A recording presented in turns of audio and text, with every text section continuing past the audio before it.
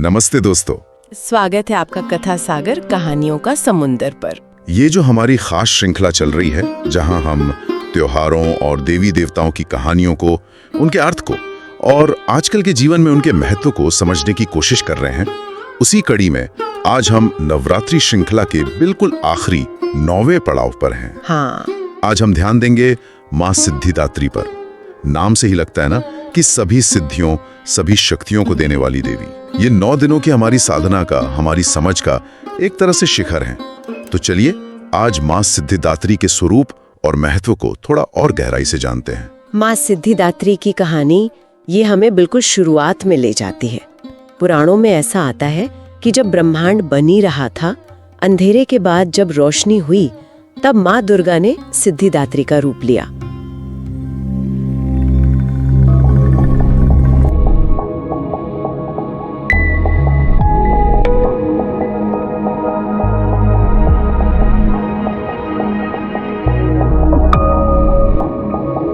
मतलब ये वो समय था जब देवताओं को, ऋषियों को, मनुष्यों को और हाँ, भगवान शिव को भी पूर्णता चाहिए थी, अलग अलग क्षमताएं चाहिए थी जी। और माँ सिद्धिदात्री ने ही उन्हें वो सिद्धियां दी। कमाल की बात है ये सोचना कि सृष्टि चलाने के लिए जो शक्तियां जरूरी थी वो इसी रूप से मिली।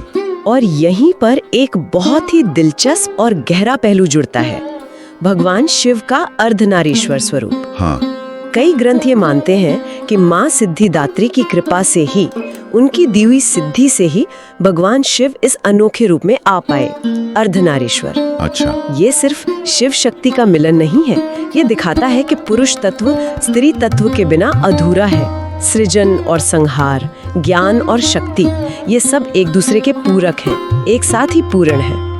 और सिद्धिदात्री की कृपा ही इस एकीकरण को संभव बनाती है। ये तो वाकई एक बहुत गहरा प्रतीक है, पूर्णता का प्रतीक। अच्छा, उनके अपने स्वरूप की बात करें तो माँ सिद्धिदात्री को 4 भुजाओं वाला दिखाते हैं जी, और हाथों में गदा है, चक्र, शंख और कमल। क्या हम इन प्रतीकों को थोड़ा और समझ सकते हैं? ये सिर्फ हथियार या चीजें तो नहीं होंगी? बिल्कुल नहीं।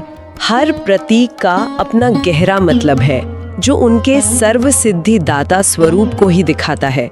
जैसे गदा है, वो सिर्फ लड़ने की ताकत नहीं है। अच्छा, वो संकल्प की शक्ति है, मुश्किलों को हटाने की क्षमता और अधर्म पर धर्म की जीत का निशान है।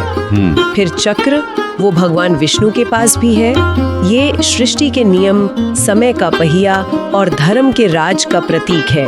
माँ के हाथ में ये चक्र एक तरह से आश्वासन है कि सृष्टि का संतुलन बना रहेगा। और शंख और कमल, इनका क्या महत्व हुआ? शंख ध्वनि का प्रतीक है, ओमकार का नाद, जिसे सृष्टि का मूल मानते हैं। ये जीत, पवित्रता, दिव्यता का भी प्रतीक है। अच्छा, माँ के हाथ में शंख मतलब सभी सिद्धियों का जो मूल है वो उसी परम चेतना में है। और कमल, देखिए, कमल कीचड़ में खिलता है पर रहता बिल्कुल साफ और पवित्र है। हाँ, ये तो है। ये ज्ञान, वैराग्य, सुंदरता, आत्म साक्षात्कार का प्रतीक है। माँ कमल धारण करके संदेश देती हैं कि सिद्धियां मिलने पर भी या दुनिया में रहते हुए भी कमल की तरह अलग और पवित्र रहना चाहिए। वाह!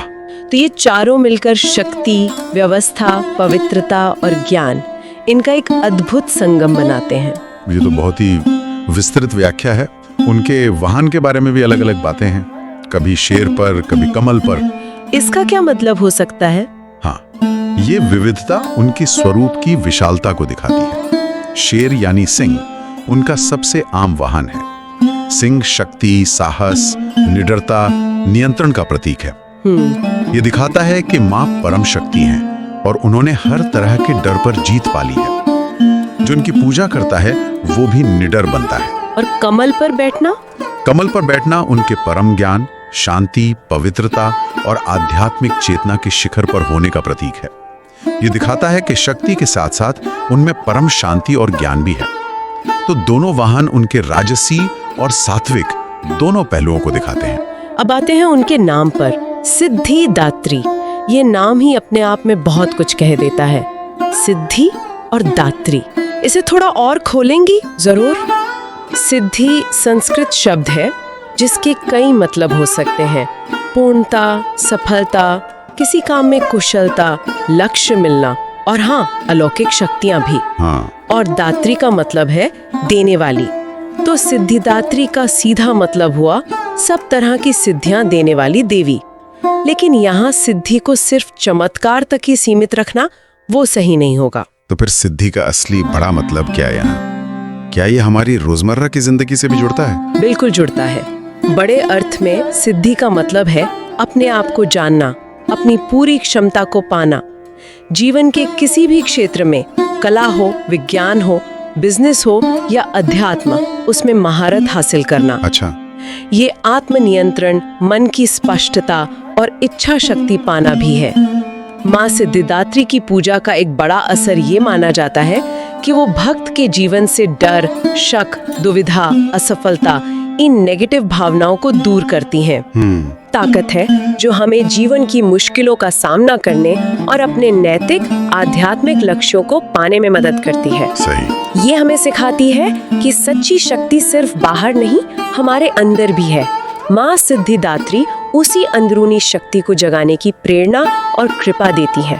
तो नवरात्रि के 9वें दिन माँ सिद्धिदात्री की पूजा का महत्व शायद इसीलिए इतना ज्यादा है क्योंकि साधना के अंत और फल मिलने का दिन है। सही कहा आपने। 9 दिन की तपस्या, व्रत, अलग अलग देवियों की पूजा के बाद 9वां दिन उस चरम बिंदु का प्रतीक है जहाँ साधक पूर्णता के सबसे करीब होता है। हाँ। माँ सिद्धिदात्री की पूजा से माना जाता है कि हर तरह की मानसिक और शारीरिक बाधाएं दूर होती हैं। जीवन में जो रुकावटें हमें रोकती हैं, चाहे वो हमारे अपने मन के डर हो, शक हो या बाहरी हालात, माँ की कृपा से वो कमजोर पड़ने लगती हैं। और इसके नतीजे में जीवन में संतुलन आता है, सफलता, समृद्धि, शांति। हाँ, लेकिन यहाँ समृद्धि का मतलब सिर्फ पैसा नहीं है।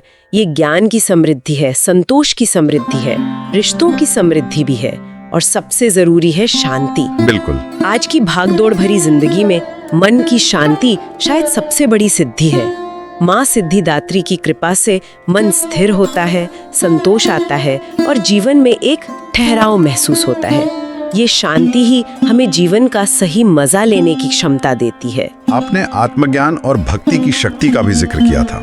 माँ सिद्धिदात्री की पूजा इन्हें कैसे बढ़ाती है? देखिए, जब मन शांत होता है, रुकावटों से मुक्त होता है, तभी इंसान आत्मचिंतन कर पाता है, खुद को जान पाता है। हाँ। यही आत्मज्ञान की शुरुआत है। माँ सिद्धिदात्री की कृपा से हमें अपनी ताकतों और कमजोरियों को समझने की स्पष्टता मिलती है। और भक्ति वो धागा है जो हमें उस परम शक्ति से जोड़ता है। सिद्धिदात्री की उपासना इस भक्ति को और गहरा करती है, हमें ईश्वर के प्रति समर्पण और विश्वास सिखाती है। ये ज्ञान और भक्ति का संतुलन ही जीवन को सार्थक बनाता है। सच्ची सिद्धि शायद यही है, खुद को जानना और परमात्मा से जुड़ना। अगर हमें माँ सिद्धिदात्री की पूरी कहानी और उनके स्वरूप से एक मुख्य संदेश लेना हो तो वो क्या होगा? जीवन के लिए उनकी सबसे बड़ी सीख? मेरे विचार में सबसे गहरा संदेश ये है कि पूर्णता या सिद्धि कहीं बाहर से नहीं आती, वो हमारे अंदर ही है।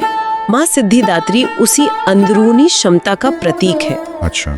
उनकी शिक्षा का सार यही है कि जब हमारा मन साफ हो, इरादे नेक हो और हमारी आत्मा अपने संकल्प पर दृढ़ हो, तब कोई भी लक्ष्य, कोई भी सफलता, कोई भी सिद्धि नामुमकिन नहीं रहती। वाह। जरूरत है बस उस अंदरूनी शक्ति को पहचानने की, जगाने की और सही दिशा में लगाने की। माँ सिद्धिदात्री हमें यही प्रेरणा देती हैं कि हम अपनी अनंत संभावनाओं को सच कर सकते हैं। बहुत खूब।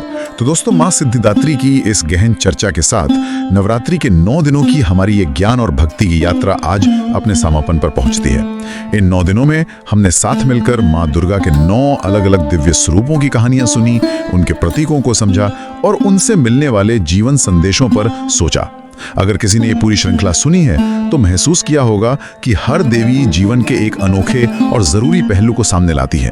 माँ शैलपुत्री से स्थायित्व और दृढ़ता सीखी, ब्रह्मचारिणी से तपस्या, चंद्रघंटा से शांति कूष्मांडा से ऊर्जा, स्कंद माता से वात्सल्य, कात्यायनी से क्रोध पर काबू और धर्म की रक्षा, कालरात्रि से अंधेरे पर जीत और निडरता, महागौरी से पवित्रता और आज मां सिद्धिदात्री से पूर्णता और सर्वसिद्धि का रहस्य जाना। हर रूप अपने आप में एक पूरी शिक्षा है। और हाँ, अगर किसी वजह से आप इस श्रृंखला के कुछ हिस्से सुनने से रह गए हों तो कोई बात नहीं, हमने इन सभी 9 दिनों की चर्चाओं को एक खास प्लेलिस्ट में डाल दिया है। हाँ, वो चैनल पर मिल जाएगी। जी, वो आपको हमारे चैनल पर आसानी से मिल जाएगी। मेरा सुझाव है कि समय निकालकर उसे जरूर सुने ताकि माँ दुर्गा के 9 रूपों की ये अद्भुत यात्रा आपके लिए पूरी तरह सार्थक बन सके। ये सभी स्वरूप एक दूसरे से जुड़े हैं और मिलकर जीवन की एक पूरी तस्वीर दिखाते हैं। तो आज की हमारी इस खास चर्चा का सार यही है कि माँ सिद्धिदात्री सभी सिद्धियों, सफलताओं और पूर्णता का स्रोत है। वो हमारी आध्यात्मिक साधना का अंतिम लक्ष्य है, जहाँ भक्त ईश्वर के साथ एकात्मता और जीवन में सच्ची शांति और संतोष का अनुभव करता है। उनकी कृपा हमें दिखाती है कि सच्ची शक्ति और सिद्धि हमारे अंदर ही मौजूद है। आप सुन रहे थे कथा सागर, कहानियों का समुंदर। अगर आपको माँ सिद्धिदात्री की यह कथा और हमारी ये पूरी नवरात्रि श्रृंखला पसंद आई हो तो कृपया इसे लाइक करें और अपने दोस्तों, परिवार के साथ शेयर जरूर करें। जी हाँ, हमारे चैनल कथा सागर, कहानियों का समुंदर को सब्सक्राइब करना ना भूलें ताकि आप भविष्य में आने वाली हमारी ज्ञानवर्धक प्रस्तुतियों और कहानियों से जुड़े रह सकें। कथा सागर पर हम बहुत जल्द नई रोचक श्रृंखलाएं और प्रेरणादायक कहानियां लेकर हाजिर होंगे। तो जुड़े रहिए, सुनते रहिए और इस ज्ञान और भक्ति की यात्रा में हमारे साथी बने रहिए। आखिर में एक विचार सबके लिए छोड़ जाते हैं। हमारे अपने जीवन में वो कौन सी सिद्धि है जिसे हम सच में पाना चाहते हैं? और माँ सिद्धिदात्री की कथा हमें अपनी उस अंदरूनी शक्ति को जगाने के लिए क्या कदम उठाने की प्रेरणा देती है? इस पर जरूर सोचिएगा। जय माता दी। जय माता दी।